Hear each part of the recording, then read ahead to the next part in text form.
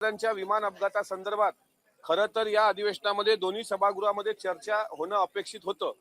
वरिष्ठ सभागृहामधला मी सदस्य असल्यामुळे मागच्या आठवड्यात मंगळवारला ज्यावेळेस विरोधी पक्षाकडून स्थगन प्रस्ताव आणि 93 अन्वये चर्चा लावण्याची विनंती माननीय सभापती राम शिंदे साहेबांना केल्या गेली, त्यावेळेस स्वतः चेअरवरून राम शिंदे साहेबांनी असं म्हटलं की ऑन रेकॉर्ड आहे की 93 अंतर्गत ही चर्चा होऊ शकत नाही, ती अल्पकालीन करता येईल घटनेचं गांभीर्य पाहता, आणि त्यामुळे त्यांनी अल्पकालीन चर्चेला परवानगी दिली होती।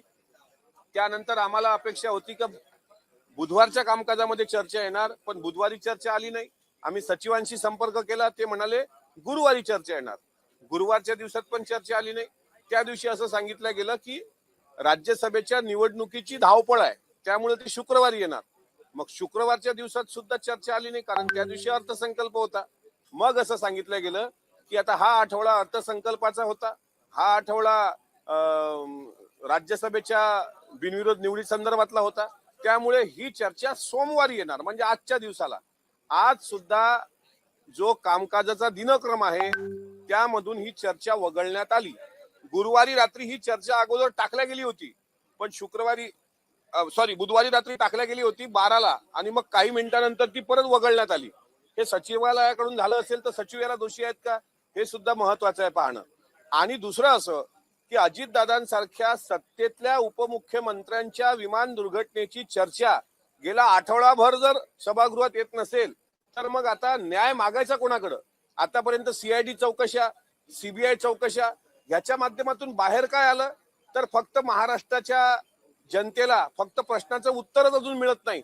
अद्यापही देवगिरी ते कलिना गेट नंबर 8 आणि कलिना गेट नंबर 8 ते व्हीएसआर व्हेंचर इथपर्यंतचा सीसीटीव्ही मिळालेला नाही।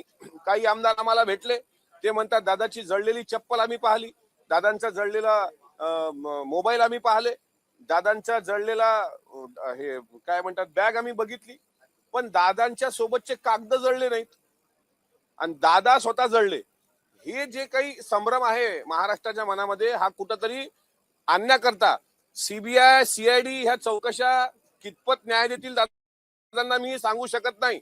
दादाला न्याय मिळेल की नाही याबद्दल मी साशंक आहे, पण दोन्ही सभागृहामध्ये ही चर्चा का येत नाही आहे याबद्दल मात्र माझ्या मनात मोठी शंका निर्माण झालेली आहे। अजितदादांसारखा नेता, ज्या नेत्यानं कधी धर्म, जात, पंथ, पक्ष हे जर पाहिलं नसेल आणि चर्चा घडून आणायला हरकत काय? त्यामुळे वरच्या सभागृहात आज चर्चा होणं अपेक्षित होतं। आज तसा सवाल मी सुद्धा चेअरला विचारल्याशिवाय राहणार नाही।